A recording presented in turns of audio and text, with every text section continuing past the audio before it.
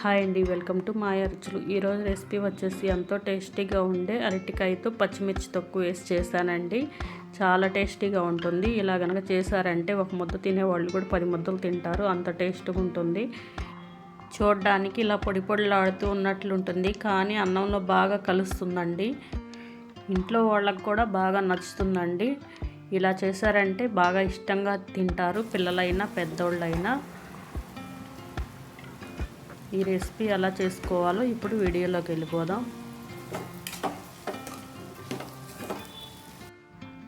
ముందు పచ్చి అరటికాయలు 2 తీసుకొని అటు ఇటు కాడలు కట్ చేసుకోవాలండి. ఇలా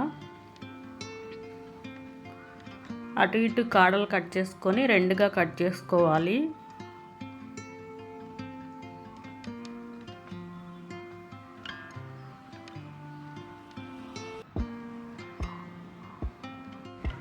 ఇలా 2గా కట్ చేసుకొని ఉడికించుకోవడానికి ఒక గిన్నెతో వాటర్ తీసుకోవాలండి. ఆ గిన్నెలో వేసుకొని అరటికాయలు, దానిలో 1 టీ స్పూన్ ఆయిల్ వేసుకోవాలి. ఆయిల్ వేసుకోవడం వల్ల గిన్నెకి జిగురు అనేది అంటుకోదండి, లేదా గిన్నెకి అంటుకున్న జిగురు అస్సలు పోదండి. ముందుగా స్టవ్ వెలిగించుకొని స్టవ్ మీద పెట్టుకొని ఉడికించుకోవాలి. ఇలా సగం ఉడికిన తర్వాత 1 టీ స్పూన్ సాల్ట్ వేసుకొని మిక్స్ చేసుకోవాలి. గంటితో మిక్స్ చేసుకొని 2 నిమిషాలు ఉడికిన తర్వాత దించేసుకొని వాటర్ వంపేసుకొని ఇలా ప్లేట్లోకి తీసుకోవాలి. ఈ చల్లారేలోపు మనం మసాలా ప్రిపేర్ చేసుకుందాం. ఒక 6 పచ్చిమిర్చి, 2 ఉల్లిపాయలు కట్ చేసుకొని వేసుకున్నానండి. దీనిలోకి 1 టీ స్పూన్ ధనియాలు, 1 టీ స్పూన్ జీలకర్ర, చిన్న సైజు దాల్చిన చెక్క ముక్క 1, 4 లవంగాలు, 1/2 టీ స్పూన్ పసుపు, 1.5 స్పూన్ సాల్ట్ అండి. ఇవన్నీ వేసుకొని మిక్సీ పట్టుకోవాలండి. ఇలా కచ్చబచ్చగా పట్టుకోవాలి. ఇలా మిక్సీ గ్రైండ్ చేసుకొని పక్కన పెట్టుకొని పొయ్యి మీద కళాయి పెట్టుకొని దీనిలోకి 2 టేబుల్ స్పూన్ల ఆయిల్ వేసుకోవాలండి. ఆయిల్ హీట్ అయ్యాక పోపు దినుసులు వేసుకోవాలి.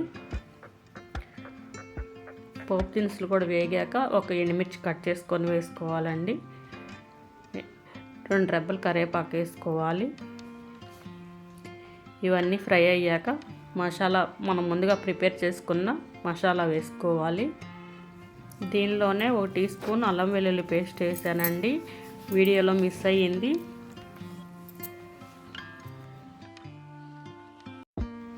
మసాలా మొత్తం వేసుకొని ఇలా గంటితో మిక్స్ చేసుకుంటూ ఫ్రై చేసుకోవాలండి. పచ్చివాసన పోయేంత వరకు ఫ్రై చేసుకోవాలి.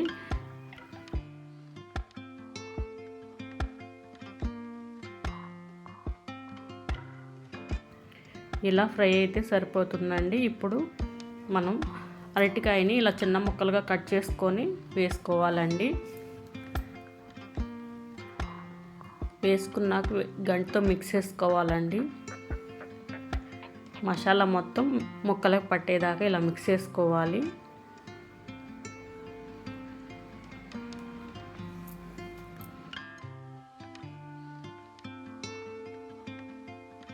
ఇలా మొత్తం మిక్స్ చేసుకున్నాక కొత్తిమీర వేసుకుందాం.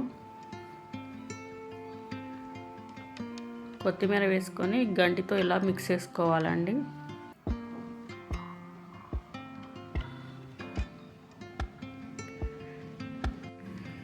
ఎంతో టేస్టీగా ఉండే అరటికాయ పచ్చిమిర్చి తొక్కుతో కర్రీ రెడీ అయిపోయిందండి. మీరు కూడా ఇలాగే చేసుకోండి, చాలా టేస్టీగా ఉంటుంది. ఒకసారి చేశారంటే మళ్ళీ మళ్ళీ చేస్తారు, అంత బాగుంటుంది, చాలా రుచిగా ఉంటుంది. మీరు కూడా ఇలాగే ట్రై చేసి మీకు ఎలా వచ్చిందో కామెంట్లో చెప్పండి. మా ఛానల్ని like and share and subscribe చేసుకోండి. మీ ఫ్రెండ్స్కి షేర్ చేయండి. Thank you for watching.